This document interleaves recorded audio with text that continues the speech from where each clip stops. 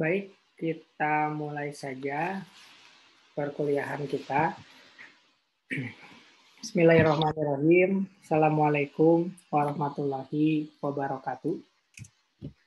Waalaikumsalam warahmatullahi wabarakatuh. Oke, hari ini pertemuan yang terakhir ya. Sebelum kalian UTS. Ada yang udah lihat kapan UTS pajak internasional? Hari apa ya?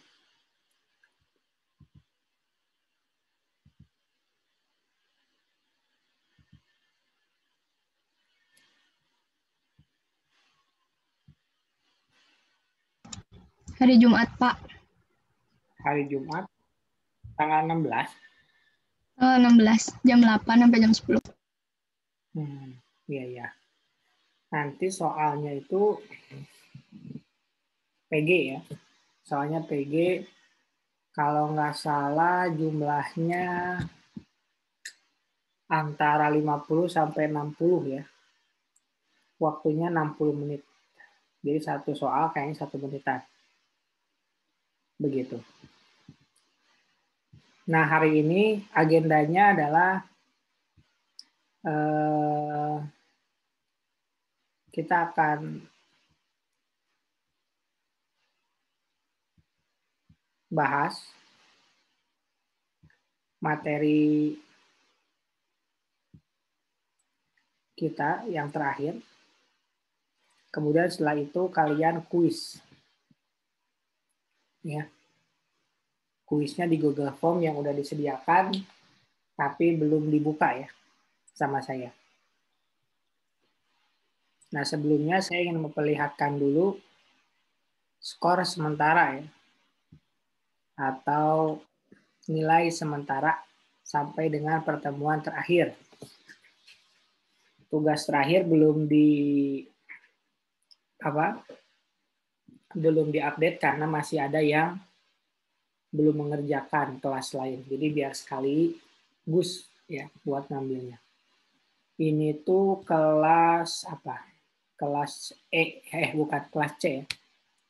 Kelas C berarti ini. Ternyata semuanya nilainya masih E ya. Jadi kalau misalkan kalian udah cukup nilainya E, tidak perlu kuis, tidak perlu UTS, tidak perlu UAS. Karena nilainya kan udah memenuhi ya, E tuh semuanya. Udah cukup. Begitu. Nanti juga updatean nilai, baik itu nilai tugas terbaru, kemudian kuis, kemudian UTS, kemudian UAS nanti update di sini. Jadi nanti kalian nggak usah lagi nanya-nanya nilai saya berapa, karena nilainya pasti udah tertera di sini. Kalau belum ada di sini berarti belum diperiksa atau belum dimasukin ke sini. Oke. Ya, hari ini kita akan bahas materi kita yang baru. Hari ini kita nggak ada review dulu ya, karena soal untuk kuis itu ada 70. Ya. Tapi soalnya soal yang udah dikerjakan oleh kalian. Waktunya 60 menit ya. Enggak 60 menit lah. Ya nanti pokoknya jam 11 kurang 10 itu udah selesai. Harus udah selesai. 11 lebih 10 harus selesai. Oke, sebelumnya kita akan bahas ini dulu secara agak ngebut ya.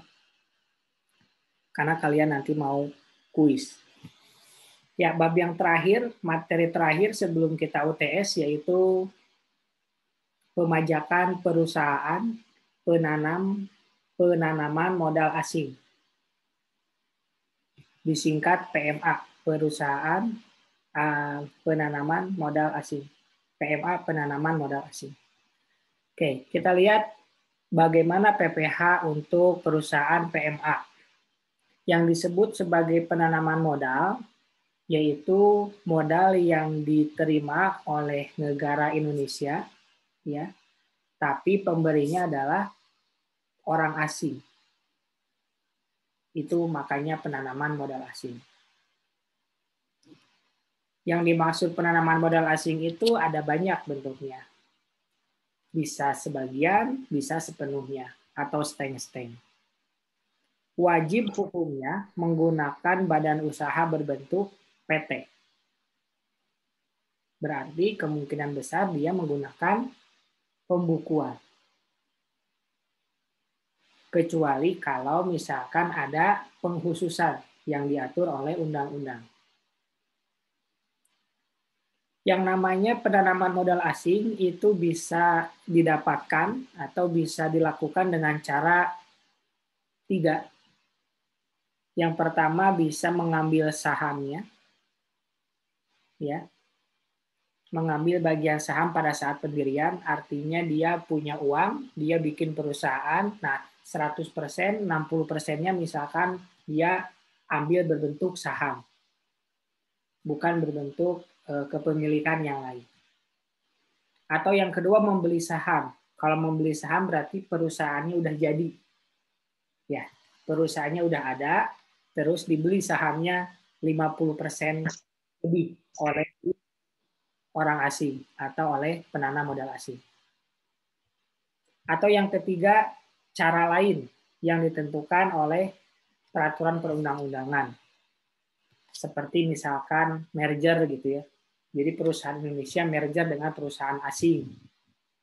Nah, begitu. Contoh-contoh lainnya. Nah, konsekuensi dari dia sebagai wajib pajak, konsekuensi dia sebagai PT, maka dia diperlakukan sebagai SPDN. Kemudian karena dia bentuknya PT, itu istilahnya adalah bentuk usaha badan atau wajib pajak badan. Jadi semua aturan tentang wajib pajak badan itu sama untuk PMA. Nah, itu untuk PPh-nya ya. Jadi PPh-nya intinya adalah sama dengan wajib pajak badan. Berikutnya, ketentuan umum tentang perusahaan PMA. Kalau misalkan PMA ini, karena dia orang asing, dia bisa memilih pembukuannya dengan mata uangnya sendiri. Tapi kalau dia memilih untuk tidak menggunakan rupiah pada saat melakukan pembukuan, dia harus memenuhi kriteria-kriteria sebagai berikut. Yang pertama, harus beroperasi berdasarkan ketentuan undang-undang yang mengatur tentang PMA. Kemudian dalam rangka kontrak karya. Kemudian dalam rangka kontrak bagi hasil. Atau dalam bentuk usaha tetap. Atau berafiliasi dengan perusahaan induk di luar negeri. Harus dikuasai oleh perusahaan induk di luar negeri yang diatur tentang hubungan istimewa sesuai dengan pasal 18 ayat 4 huruf A dan B Undang-Undang PPH. Jadi kalau misalkan pakai bahasa atau selain rupiah, maka harus sesuai dengan ketentuan-ketentuan berikut ini. Jadi kalau dia itu dalam rangka modal doang, ya, ngirim modal doang, ngasih modal doang, yang menjalaninya orang Indonesia, maka harus syaratnya ini, beroperasi berdasarkan ketentuan undang-undang. Jadi ini kondisi-kondisinya ya. Kalau misalkan kontrak karya, ini harusnya gitu. Jadi intinya si PMA ini wajib beroperasi sesuai dengan peraturan di Indonesia, intinya itu. Ya kan? Ini kondisi pertama harus berdasarkan ketentuan. Kondisi kedua harus berdasarkan ketentuan kontrak kalau di sini ya. Terus yang ketiga harus berdasarkan undang-undang. Gitu. Ya pokoknya intinya tadi gitu. Tapi kita lihat kalau di laporan laba rugi, laporan atau laporan keuangan yang listing di BI itu semuanya pakai dua bahasa ya. Indonesia sama bahasa Inggris. Jadi biasanya kadang juga ada beberapa perusahaan yang udah mengkonversi ke dolar gitu. Jadi yang boleh digunakan dalam pembukuan wajib pajak badan adalah bahasa Inggris dan bahasa Indonesia. Mata uangnya adalah mata uang rupiah dan mata uang dolar. Seperti itu. Jadi kalau mau seperti itu harus ngajuin dulu paling lambat 3 bulan sebelum dilakukannya pembukuan. Kalau bulan Januari berarti Agustus ya. Agustus, September, Oktober, November. Enggak, September ya. September, Oktober, November, Desember. Oh, Oktober. Oktober, November, Desember. Minimalnya Oktober. Ya, maksimalnya Oktober. Jadi kalau mau ngajuin dari tahun lalu juga boleh. Seperti itu. Nanti akan dibalas oleh DJP. Paling lama 1 bulan atau 30 hari setelah diterimanya permohonan wajib pajak.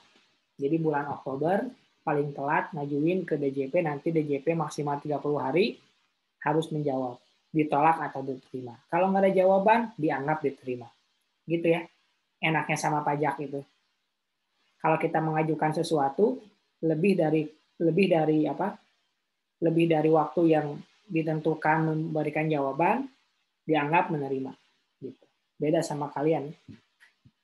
Kalian ditembak, terus kalian minta waktu, udah 30 hari tidak dapat jawaban, dianggapnya apa? Dianggapnya ditolak. Ya. Kalau pajak sebaliknya, di atas 30 hari dianggapnya diterima. Gitu. Kemudian, kalau mau pakai bahasa Inggris dan pakai mata uang selain rupiah atau dolar, maka harus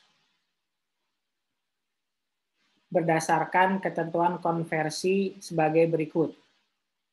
Pada awal tahun buku, harus bertolak dari neraca sebelumnya yang menggunakan mata uang rupiah, lalu dikonversikan ke mata uang dolar. Dengan kurs, persyaratannya seperti ini, kalau ada harga perolehan harta tak berwujud, maka yang sebenarnya berlaku pada saat perolehan. Jadi beli mesin tanggal 1 Januari, kursnya yaitu kurs 1 Januari. Kemudian kalau akumulasi penyusutan dan amortisasi yang sama ya pada saat perolehan. Harta lainnya juga sama. Kalau harta lainnya itu beda pada akhir tahun buku sebelumnya. Bukan pada saat harga perolehan. Kalau ada revaluasi ya, maka menggunakan kurs yang sebenarnya berlaku pada akhir tahun buku sebelumnya. Jadi di sini ada 2 ya kursnya. Pertama, kurs pada saat harga perolehan, yang kedua kurs pada saat akhir tahun buku sebelumnya. Gitu. Kalau laba ditahan, pakai akhir tahun buku sebelumnya untuk modal saham, pakai kurs yang sebenarnya, gitu ya. Berarti harga perolehan tadi TA, jadi ada 2 ya kemungkinannya. Kalau nggak harga perolehan, berarti sebelum akhir tahun buku. Kalau ada kelebihan dan kekurangan itu nanti bisa, atau ada selisih laba ya. Kalau ada selisih akibat konversi, maka masuk ke akun laba ditahan. Itu awal tahun. Jadi awal tahun pada saat bikin neraca saldo awal itu harus memenuhi ini ya. Jadi ada beberapa yang dilihat dari harga perolehan, ada beberapa yang dilihat dari akhir tahun kursnya. Kurs harga perolehan sama kurs akhir tahun. Kemudian tahun berjalan. Artinya perusahaan itu berjalan, maka kursnya yang digunakan adalah kurs pada saat dokumen itu dibuat. Gitu. Kemudian masalah pajak. Kalau pajak itu menggunakan rupiah bayarnya. Kemudian nanti dikurskan lagi ke dolar. Gitu ya. Jadi ini kalian bisa baca ya hal yang gampang ya. Kapan dia itu bisa pakai dolar, kapan dia. Karena ini hanya aturan-aturan yang bisa dibaca ya. Tidak perlu ada pemahaman seperti materi-materi sebelumnya. Seperti itu. Kemudian penghasilan objek pajak. Kata kuncinya ada di awal tadi ya. Kalau kita sebagai wajib pajak badan, maka kita dikenakan prinsip forward income. Gitu. Jadi kata kuncinya di awal tadi. PMA itu sama dengan WP badan pada umumnya. Gitu. Jadi nanti dikenakan pajak yang sifatnya final, ada juga pajak yang dikenakan atas penghasilan yang tidak final. Kemudian tarifnya juga menyesuaikan, ada yang progresif, ada juga yang final, harus dikurangi dulu apa biaya-biaya gitu. Jadi objek pajaknya pun sama ya. Objek pajaknya pun sama dengan wajib pajak badan. Kemudian pengurang penghasil bruto sama juga. Kan kita dulu belajar di pajak 2 tentang biaya yang boleh dikurangkan sama biaya yang tidak boleh dikurangkan. Kalau kita memasukkan biaya yang tidak boleh dikurangkan, maka kita harus dikoreksi secara fiskal. Koreksi fiskalnya adalah koreksi fiskal positif. Mengakibatkan laba sebelum pajak meningkat. Akibatnya pajak yang harus dibayar juga lebih tinggi. Seperti itu. Begitupun sebaliknya. Kalau misalkan koreksinya adalah koreksi negatif, maka laba sebelum pajak itu akan berkurang. Akibatnya pajak yang harus dibayar oleh wajib pajak itu juga berkurang. Tapi harus hati-hati pada saat kita melakukan koreksi, beda antara pendapatan sama biaya. Kalau biaya, koreksi positif itu mengurangi. Kalau pendapatan, koreksi positif itu menambah. Tapi kita nggak bahas itu. Itu pajak 2. Nah, ini udah dibahas di pajak 2 ya. Tentang ini. Nah, tarif PPh badan juga sama. Kalau pasal 17 itu 25%, tergantung kepada penghasilan brutonya ya. Gitu. Kemudian kredit pajak juga sama. Ada 22, 23, 24, 25. Kemudian nanti ada selisih pajak, kita bayar pakai PPh pasal 29. Nah, ini yang beda. Ini yang beda. Yaitu fasilitas untuk perusahaan PMA. Jadi ada fasilitas-fasilitas yang bisa dimanfaatkan oleh perusahaan PMA. Kenapa diberikan prioritas? Karena dia itu mau atau sudi gitu ya datang ke Indonesia bawa uangnya buat memajukan negara Indonesia. Meskipun dia juga dapat uang. Tapi kan selain dia mendapatkan uang, Indonesia juga mendapatkan dampaknya. Makanya ada fasilitas-fasilitas. Seperti itu. Makanya kenapa ada suatu daerah gitu ya yang sepi, perekonomiannya tidak maju, kemudian datang misalkan ada jadi objek wisata gitu ya. Nanti perekonomiannya meningkat. Jadi keluar orang-orang di sekitarnya punya dapat penghasilan dari jualan atau apapun itu. Nah, makanya pemerintah itu selalu mendorong penanaman modal asing. Gitu. Nah, ini fasilitas-fasilitasnya sebagaimana di dalam PP nomor 18 2015. Yang pertama, pengurangan penghasilan neto sebesar 30%. Ini sangat menguntungkan ya. Kenapa? Karena pajak menjadi berkurang. kan yang namanya pajak itu dihitung dari earning before tax. Kalau earningnya berkurang, tax-nya juga bakalan berkurang. Seperti itu. Bahkan dibebankannya bisa sampai 6 tahun ya. Masing-masingnya 5 tahun. 5 tahun, 5% per tahun. Seperti itu. Kemudian penyusutan yang dipercepat atas aktiva tak berwujud dalam rangka penanaman modal. Nah, itu ya, penyusutannya bisa dipercepat. Biar apa? Biar depresiasinya tinggi. Tujuannya apa? Ngecilin laba. Laba kecil, pajak juga kecil. Begitu aja ya, terus muter-muter.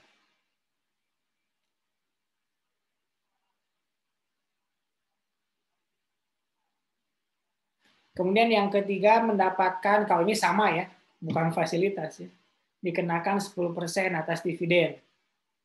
Tapi kalau ada perjanjian penghindaran pajak berganda yang menyebutkan di bawah 10% diambil yang itu. Kalau wajib pajak badan, ya 10%. Tapi kalau PMA, kalau dia punya P3B dan B3B berkata lain, maka diambil yang paling kecil. Gitu. Terus kompensasi kerugian. Biasanya kompensasi kerugian itu maksimal 5 tahun. Kalau wajib pajak badan biasa Indonesia. Tapi kalau PMA itu bisa 10 tahun. Gitu. Bisa 10 tahun. Dengan syarat tambahan-tambahan seperti ini. Ada syarat-syaratnya. Tapi secara umum gitu ya. 10 tahun bisa dikompensasikan. Ini biar apa? Biar si perusahaan itu tidak langsung gulung tikar. Tapi pada kenyataannya emang nggak mungkin ya. Masa ada perusahaan rugi selama 10 tahun tapi masih bertahan gitu kan. Seperti itu. Tapi syarat dan ketentuannya berlaku ya, ini syarat-syaratnya. Kemudian kalau khusus lagi nih, industri pionir, itu juga ada pengurangan pembayaran pajak. Jadi banyak ya fasilitas-fasilitasnya. Bahkan bisa sampai 100% alias bebas pajak. Gitu. Minimalnya 10% dibebasinnya. Industri pionir itu apa aja? Gitu ya. Ada kriterianya. Ini kriteria untuk wajib pajak yang dapat diberikan fasilitas pengurangan PPh badan. Jadi nggak cuma industri pionir sebenarnya, tapi wajib pajak baru dan lain-lain lah ya. Di sini ada. Adapun industri pionir itu di sini ada 9. Terdiri dari logam hulu, penghilangan minyak bumi, kimia dasar organik, pengolahan berbasis hasil pertanian, telekomunikasi, transportasi kelautan, dan KEK, kawasan ekonomi khusus. Nah, ini industri-industri yang memiliki keuntungan atau kelebihan dapat pengurangan pajak sebesar minimalnya 10% dan paling banyak 100%. Ini industri-industri yang penting. Jadi ini menunjukkan ya, kalau Indonesia itu belum memiliki kemampuan yang bagus dalam mengelola 9 industri ini. Makanya ketika ada PMA yang datang ke Indonesia, gitu ya, kemudian masuk ke salah satu 9 industri ini dikasih fasilitas, gitu. Jadi kita bisa bilang bahwa Indonesia itu belum memiliki kemampuan dalam mengelola industri-industri ini, gitu. Kemudian ini ada batasan, ya. Batasan untuk mendapatkan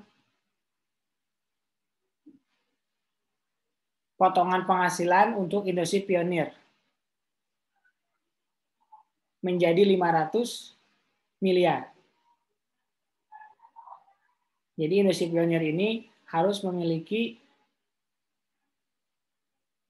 modal minimal 500 miliar. Gitu. Oke. Kemudian fasilitas ini dimanfaatkan oleh WP dengan memenuhi syarat-syarat sebagai berikut. Harus udah jalan, kemudian harus secara komersial gitu ya. Kemudian si modal itu udah diserap maksudnya. Udah diserap, udah dilakukan kegiatan operasinya dan udah dijual. Begitu materi singkatnya ya. Tentang materi terakhir bab ke-7, pemajakan perusahaan penanaman modal asing. Jadi intinya penanaman modal intinya yang pertama PMA itu sama dengan WP badan. Ya. Kemudian yang kedua PMA mendapatkan banyak fasilitas. Ya. Seperti itu inti dari materi kita. Tapi poin yang pertama, PMA seperti wajib pajak badan itu dalam ya. Maknanya dalam. Karena kalau ngomongin WP badan berarti banyak di sana. Dari mulai pembukuan gitu ya. Kemudian dari mulai pajak yang harus dibayar, pajak yang bisa dikreditkan, biaya yang boleh dibebankan, dan lain sebagainya. Begitu. Poin yang ketiga mungkin ya, ada tentang bolehnya menggunakan mata uang selain rupiah. Dan bolehnya menggunakan bahasa selain bahasa Indonesia. Tapi udah pasti ya, kalau nggak bahasa Inggris ya pasti bahasa Indonesia. Apalagi sekarang pakai IFRS ya. IFRS kan pakainya pakai bahasa Inggris, bahasa pengantarnya. Begitu. Silakan ada yang mau didiskusikan untuk materi ini atau materi-materi sebelumnya. Nampaknya kalian udah nggak sabar pengen kuis ya. Makanya tadi saya nggak lama-lama, cuman setengah jam kurang. Berarti kalian nanti UTS itu pas puasa ya. Pagi-pagi lagi jam 8 kade skip ya. Alasan klasik ketiduran habis sahur. Makanya sahur teh jangan jam 2 atau ya, sahur teh jam 4 lebih 5 gitu ya. Jadi nggak ada sempat makan sahur sampai nonton film, nonton TV ya. Tapi tenang ya, kan itu masih awal-awal ya, jadi makanan masih banyak ya sahur-sahur. Minggu pertama banyak banget makanan. Mau nepi ka sahur jeung mie ya, itu mah nanti tengah-tengah akhir lah menuju Ramadan, menuju Syawal gitu. Kecuali yang ini ya, yang ngekos. Oh sekarang pada pulang kali ya. Oke, ada yang mau ditanyakan dulu sebelum kalian kuis? Jadi waktunya sampai jam 11 lebih 10 ya. Jadi sebelum jam 11 lebih 10 itu kalian harus udah submit. Jadi amannya sih kalian jam 11 udah submit. Di atas jam 11 lebih 10 kalian nggak bisa submit. Sama saya ditutup responnya. Begitu, gampang ya. Cuman pilih benar salah doang kok. Latihan. Soalnya soal yang kemarin. Kayaknya mah lupa lagi saya. Tapi kalau ujian mah nggak benar salah ya. A sampai E. Oke, kalau nggak ada, saya cukupkan sekian saja. Silakan untuk diakses ya. Kuisnya. Saya udah membuka linknya. Terima kasih. Sampai jumpa nanti pada 1 TS. Sukses ya. Terima kasih semuanya. Assalamualaikum warahmatullahi wabarakatuh. Waalaikumsalam. Terima kasih, Pak. Terima kasih, Bapak.